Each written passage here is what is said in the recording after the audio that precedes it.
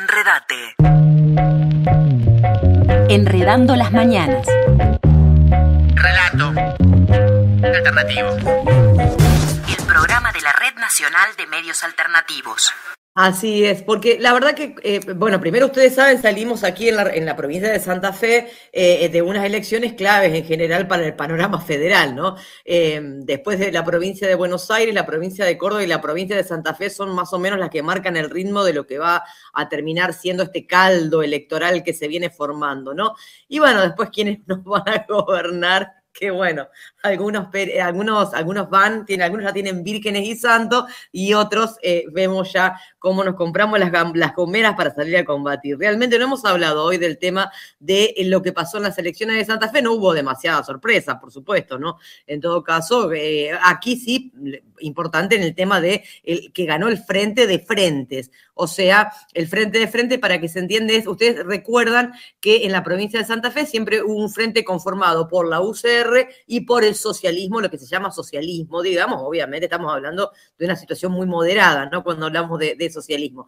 El Frente Progresista fue quien gobernó no solamente la provincia, sino la provincia hace 12 años, pero la ciudad de Rosario hace muchos años que en sí el Partido Socialista gobierna, ¿no? Pensemos que estamos hablando de la ciudad de Rosario, una ciudad que nunca tuvo, por lo menos en estos 40 años, ningún intendente peronista. Raro decirlo, muy raro decirlo.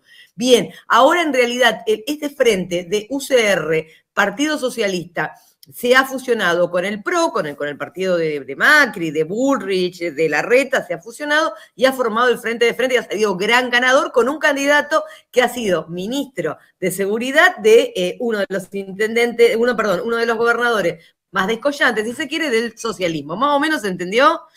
Bien, pero volviendo a eso, quería más o menos dar una referencia de lo que ha pasado aquí en la provincia de Santa Fe. Obviamente, vos ante todo este panorama electoral te preguntás, bien, ¿cómo se van a ir alineando las fuerzas en este sentido y qué perspectiva tenemos para adelante, ¿no? Y a mí me parece importante que aquí en esto, le consultamos a Julio Gambina, pero también hace un ratito estábamos hablando con Quitita, ¿no? En el sentido de no solamente vamos a la academia, sino me parece importante desde Los Enredando que estamos en el día a día, ¿no? Porque Quitita también tiene una visión, no sé si desde otro lado, pero tiene una visión desde lo cotidiano, ¿no? Probablemente Julio pueda hablar mucho más de la academia, y es muy interesante escucharlo, y Quitita desde otro lado. Lo primero que le hemos preguntado a Julio, ayer charlando de forma muy distendida, obviamente, que ante la similitud de los discursos de los principales candidatos y evidentemente los eventuales ministros de Economía que podemos pensar en caso de quienes vayan a ganar en estas elecciones generales, bueno, a ver, ¿qué opine sobre, o sea, una opinión sobre todo esto, sobre las exportaciones, la idea de la salida a mansalva a capturar dólares para el pago de la deuda externa, el extractivismo y el ajuste en lo que ellos llaman el gasto público, digamos, que en realidad cuando ellos hablan de gasto público están hablando de lo que el Estado invierte en realidad en salud pública, en educación pública, bueno, inclusive en lo que Quitita estaba comentando, digamos, en el día a día, y también en planes o determinados momentos de ayuda para la población en general. Bien, esto nos decía Julio Gambina en este primer audio. Enredando las mañanas. Resulta preocupante ver que los principales candidatos que disputan la gestión del capitalismo en la Argentina, es decir, la interna de la oposición en Juntos por el Cambio, el oficialismo corriendo prácticamente como caballo del comisario de la interna que hay en Unión por la Patria, Massa, y obviamente Milei, tienen un discurso que en esencia es similar. Es un discurso pro mercado, como se dice habitualmente.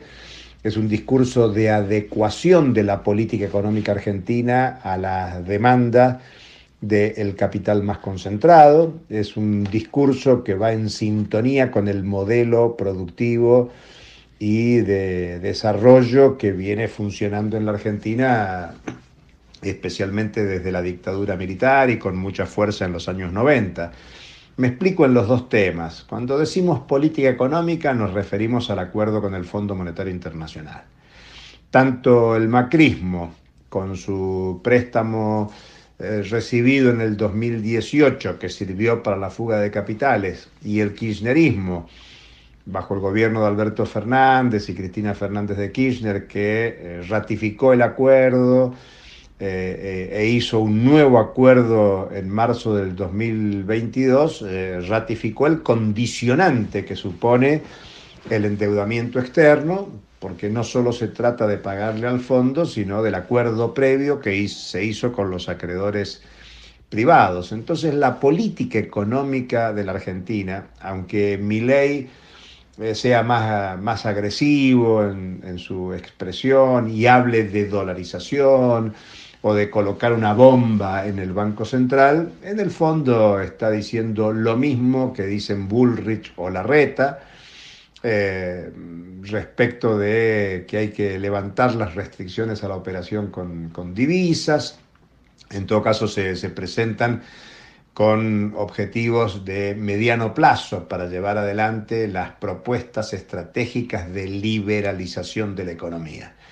Y Sergio Massa, candidato a presidente, ministro de Economía, está llevando adelante hasta donde puede la política económica que está suscripta con el Fondo Monetario Internacional. Digo hasta donde puede porque, claro, el ajuste tiene el límite en la protesta social, en la resistencia popular, y en tanto y en cuanto puedan, están cumpliendo con generar un menor déficit fiscal. Tengan en cuenta que uno de los debates que hay hoy con el Fondo Monetario es que Argentina quiere cumplir con el acuerdo de un déficit de 1,9% y el fondo le está pidiendo que sea del 1,6%, o sea, impactar más en las jubilaciones, impactar más en los salarios de los estatales, seguir postergando gastos públicos sociales en materia de salud, de educación. Digamos que el ajuste es una realidad en el gobierno de Alberto Fernández, de Cristina Fernández de Kirchner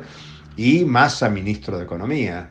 Nada hace pensar que un gobierno de Sergio Massa vaya en un sentido distinto del ajuste que plantea el Fondo Monetario Internacional, porque el gobierno, cuando negoció en marzo del 2022, lo que hizo fue reconocer el préstamo de Macri y transformarlo en un crédito a más largo plazo con todos los condicionantes que también incluye acelerar los procesos de inflación a través de acelerar la devaluación del tipo de cambio oficial. El acuerdo con el Fondo Monetario Internacional es un acuerdo inflacionario que tiene entre sus preceptos básicos incrementar las tarifas de servicios públicos, transporte, combustibles, energía, y por lo tanto el propio acuerdo en sí mismo es inflacionario. Las devaluaciones del tipo de cambio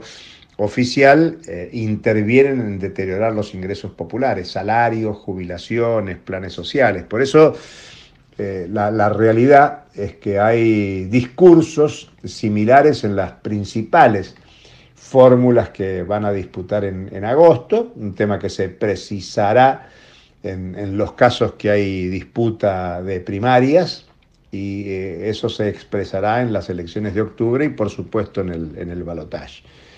El escenario político de la Argentina se ha corrido hacia la derecha desde el punto de vista de la oferta de candidatos, pero hay que señalar que al mismo tiempo existe Jujuy con su lucha como emblemática de muchas luchas que existen en la Argentina, y por lo tanto la política no solo es lo electoral y todo lo que se puede analizar al respecto, sino que la política está atravesada por el descontento, por el conflicto social, por la protesta social, por la organización y la movilización popular, que a la larga también interviene en los escenarios electorales próximos a desarrollarse. Enredando las mañanas.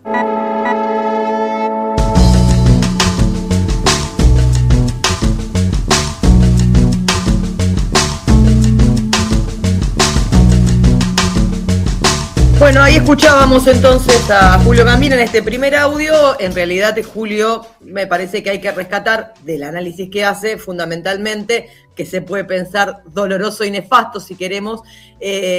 Lo mismo planteaba Quitita, digamos, de una realidad cotidiana, pero Julio termina en esta, por lo menos con esta frase que me parece que es para tener en cuenta y para pensarla, ¿no? Realmente la política electoral sobra derecha, pero también el país no es solamente la política electoral, también es Jujuy y también es una parte del pueblo que se organiza y resiste. Me parece interesante esto como para tenerlo en cuenta y para seguir debatiéndolo. Bueno, corriendo como siempre estamos, porque venimos atrasadísimas, vamos a la segunda pregunta que le hacíamos a Julio Gambina, y en todo caso era preguntarle a Julio, ¿qué país deja este frente de todas, de todos, de todes? Vamos al segundo audio, escuchamos a Julio. Enredando las mañanas. Es importante discutir qué deja el Frente de Todos como gobierno de los últimos años. Primero deja una expectativa frustrada muy grande. Hay que pensar que muchos de los votos que le dieron el triunfo a la fórmula de los Fernández, Alberto Fernández y Cristina Fernández, fueron votos para evitar un segundo periodo de Mauricio Macri. Y lo que imaginaban aquellos que votaron para que no accediera a un segundo turno Mauricio Macri era que se revirtiera la situación de herencia que había dejado Cambiemos en el gobierno del 2015, diciembre, hasta que dejó la presidencia Mauricio Macri en diciembre del 2019. La realidad es que no solo no se revirtió la situación, y es cierto que hubo pandemia, que hubo guerra, que hubo impacto de inflación internacional, pero aún reconociendo la pandemia, la guerra y la sequía, la política económica llevada adelante por el propio gobierno ha generado una distribución regresiva del ingreso. Primero se adecuó al condicionante del endeudamiento externo y por lo tanto la política económica del gobierno fue subordinarse a las exigencias del Fondo Monetario Internacional en tanto y en cuanto representante de los capitales más concentrados en la Argentina, presionando para que se acelere la devaluación del tipo de cambio oficial, y en ese sentido hubo una presión con los dólares financieros, dólares bursátiles, incluso el dólar ilegal, para acelerar el proceso de devaluación del tipo de cambio oficial. Y el gobierno consolidó el modelo productivo normalmente asociado al extractivismo, porque no solo mantuvo como principal proveedor de divisas al complejo sojero transgénico, sino que desarrolló con fuerza Vaca Muerta y el complejo gasífero, consolidando con el gasoducto, sacar el gas desde el yacimiento Vaca Muerta para acercarlo a los sectores de exportación. La expectativa es consolidar el modelo agroexportador, primario exportador, que se va a potenciar con el litio, con un socio del gobierno nacional, que es el gobierno de Jujuy. Tengamos en cuenta que el vicegobernador de Gerardo Morales en Jujuy es del Frente Renovador, del partido del ministro de Economía, de Sergio Massa, y por lo tanto hay coincidencias entre el Frente Juntos por el Cambio y el Frente de Todos en estos 4 años de gobierno, y que se proyecta en Unión por la Patria en consolidar el modelo productivo asentado en la producción y exportación de bienes comunes, y generando un modelo de desarrollo sustentado en el consumismo de los sectores pudientes y deteriorando la capacidad de compra de los que viven de ingresos fijos, sean trabajadores y trabajadoras, jubilados y jubiladas, o perceptores o perceptoras de beneficios sociales, los llamados planes sociales. Por eso hacer el balance del gobierno del Frente de Todos es negativo, porque no cumplió con las expectativas, no solo de los que por identidad en la tradición peronista, en la tradición kirchnerista votaron por el Frente de Todos, sino que afectó a aquella parte de la sociedad que le dio la mayoría, que votó en contra de Macri y que esperaba que hubiera cambios. La realidad es que la inflación se duplicó, y la inflación es un mecanismo de transferencia de ingresos de los que menos tienen a los que más tienen. Y además de la inflación, la deuda apareció como un condicionante de política económica muy fuerte.